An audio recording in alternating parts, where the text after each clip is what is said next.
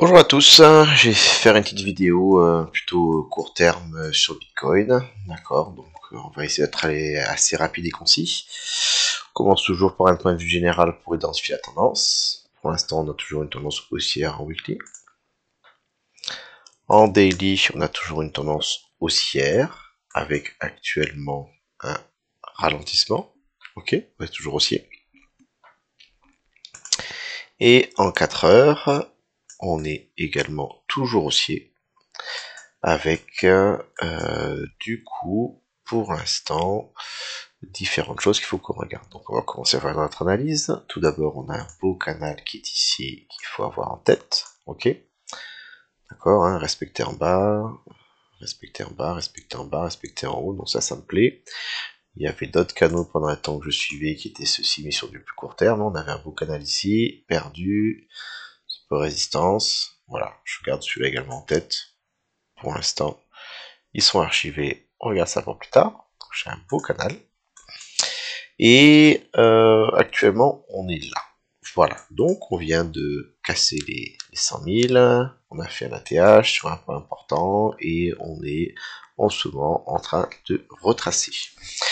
Première chose qu'il faut comprendre, déjà, on va regarder un petit peu où se situe le volume. Donc le volume, on a deux façons de le voir. Soit je prends l'intégralité du range, qui est ici. Voilà. Et je vois que on a beaucoup de volume qui était ici sur la partie haute. Actuellement, on est sur le point of control, sur la zone du plus gros volume. Après, il y en a un peu moins sur la partie basse, on a une petite poche qui est ici. Ok, vous voyez qu'en bas, on ne peut pas tomber au milieu de nulle part. Soit on peut regarder que sur la partie au-delà des 95 000, c'est-à-dire, entre guillemets, si on estime qu'on a eu un range en haut, voilà, et qu'on a un range éventuellement en bas. Et à ce moment-là, si je prends cette partie-là, je vais vous le faire ici, volume profile, c'est là, je prends depuis mes 80, mon breakout ici, je prends jusque là, et ça me donne ceci, ok. Donc, qu'est-ce que ça veut dire? Le volume exécuté, beaucoup de volume sur la partie qui est ici sur laquelle on est, zone haute, zone basse. Pour l'instant, on est au-dessus du milieu, mais on est en train de travailler. Ce qu'il faut comprendre, c'est que si jamais ce niveau-là est un niveau important, si on passe dessous, ça veut dire qu'on commence à avoir beaucoup de gens qui ont acheté par là, qui sont dans le rouge. Et donc ça peut commencer à nous créer une pression baissière, parce que quand je suis dans le rouge, je vais réduire ma position, ou la clôturer, et c'est un ordre de vente. Et donc ça risque d'entraîner la baisse. Généralement, par rapport au volume profile, lorsque je perds les points of control, je m'attends à venir chercher le support suivant, c'est-à-dire la zone basse. Donc là déjà c'est une première chose, pour l'instant on est dessus. Inversement, si ça à ce niveau-là tient, on reste bullish, on reste haussier, on peut espérer avoir une continuation. Ensuite, je continue mon analyse pour l'instant, je regarde mon Fibo. Donc ici on a un gros mouvement, donc je viens prendre mon Fibo depuis en bas jusqu'en haut, depuis en bas jusqu'en haut, et actuellement on commence à voir des choses sympas, où j'ai un alignement entre la zone basse et mon 618,66. Ça, pour moi, c'est un support. Ok. Donc là, déjà, ça nous fait une zone qui va m'intéresser pour de l'achat. Et je vois que j'ai un peu de liquidité qui traîne dans la zone prise. Je suis pas de liquidité, mais c'est une zone aussi qui correspond à un support résistance. 95 000, un chiffre un peu psychologique. Ça, c'est une zone qui commence vraiment à être intéressante, qui est visible pour nous. Vers le haut, pour l'instant, j'ai rien de spécial. Ok. Si on va également sur le plus court terme, on va regarder nos niveaux horizontaux. On a actuellement une daily ici. On a une daily ici à 97 000. Ok. Et ce qui nous donne, du coup, potentiellement une zone pour du court terme qui pourrait être intéressante, qui serait par là, où on viendrait faire un rebond sur notre canal ascendant, le 382, la daily, pour éventuellement espérer voir quelque chose comme ça. Voilà. Et autre setup, mon support qui est en dessous. Ça, ce sont pour l'instant les supports que je verrai. Celui-ci, j'y crois moyennement. Celui-ci, j'y crois pas mal, au moins pour un rebond de quelques pourcents. Pour l'instant, ce serait bien envisageable. Maintenant également, ce qu'il faut comprendre, et là je pense qu'on va venir un petit peu plus sur un point de vue un peu technique, c'est que actuellement, par rapport à ce qui s'est passé, ici, là, on a fait un mouvement avec de l'amplitude haussière et baissière. Ce genre de mouvement, c'est quelque chose qui défonce l'order book. L'order book, ce sont tous les ordres d'achat et de vente qui sont en attente. D'accord? Il y a des gens actuellement, on est ici, qui ont prévu d'acheter là, qui ont prévu d'acheter là, qui ont prévu d'acheter là, etc. Quand on est monté, on a percuté tous les ordres qui étaient à la vente. Voilà. D'ailleurs, ça a arrêté le prix, hein, bizarrement sur notre canal. Et quand on est descendu, on a défoncé les gens qui avaient trop de levier, et aussi on a percuté les ordres d'achat qui étaient là, ou les ordres de vente, liquidation, tout ça.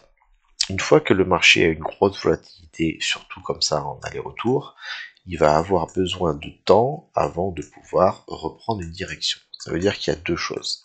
Un, comme beaucoup d'ordres ont été percutés, le marché peut facilement maintenant bouger dans un sens comme dans l'autre. Alors, à l'intérieur de ce range, c'est relativement facile parce que la plupart des ordres ont été percutés. Maintenant, on a moins de résistance, on a moins d'ordres qui sont latents qui peuvent nous freiner. Ça, c'est vrai dans un premier temps. Donc, on peut imaginer assez facilement qu'après cette volatilité-là, on puisse remonter donc vers le haut du range, ou alors, maintenant, pourquoi pas faire une rotation vers le bas du range. C'est pas très compliqué pour le marché tant qu'on est dans la zone qui a déjà été absorbée en termes d'ordre de liquidité, de l'order book. Sortir, par contre, c'est notre affaire. Ce que le marché il aime également aussi, c'est ensuite, pour pouvoir rebouger, pour faire une sortie de range, une cassure, il va avoir besoin de recréer de la liquidité. On prend l'exemple ici. Ok, je continue hein, parce que pour ce qui est l'analyse court terme, on a vu les zones, hein, on y est. Et donc, je prends l'exemple ici, on est venu, on a pété par le haut, nouvelle ATH, on a pété vers le bas, on a défoncé les vendeurs, on a défoncé les acheteurs, et derrière le marché, il a du mal à pouvoir sortir de ça. Donc qu'est-ce qu'il va faire à l'intérieur? Il va commencer à range, typiquement les zones de no trade, et puis on va commencer à avoir une structure, une compression qui se met en place. Cette compression, elle génère de la liquidité, liquidité, liquidité, liquidité. Et cette liquidité générée permettra, lorsque le marché aura suffisamment d'élan et d'acheteurs qui seront rentrés, acheteurs qui rentrent, de venir générer des liquidations et donc un mouvement explosif vers le haut. Mais ça se construit. Le marché, il peut pas, c'est très compliqué pour lui de générer de la volatilité au milieu de nulle part. Il a besoin de s'appuyer sur une construction, sur des briques mises les unes après les autres qui vont l'aider lorsque le mouvement va se déclencher à ce que les dominos tombent les uns après les autres et déclenchent le mouvement, soit vers le haut, voilà, soit un mouvement vers le bas. Là, c'était pas très clair, il y a beaucoup de liquidité accumulée, mais on en avait un petit peu ici.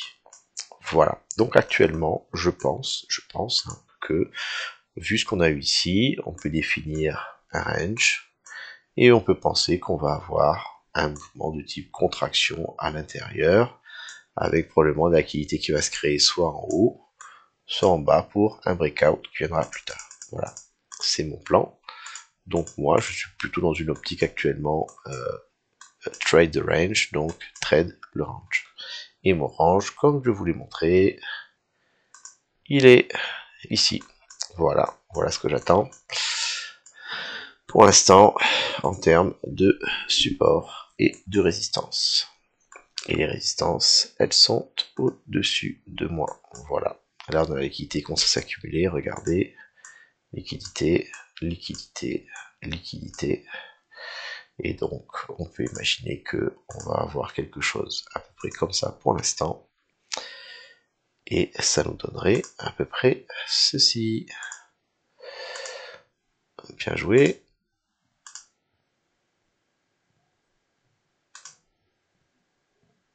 Voilà.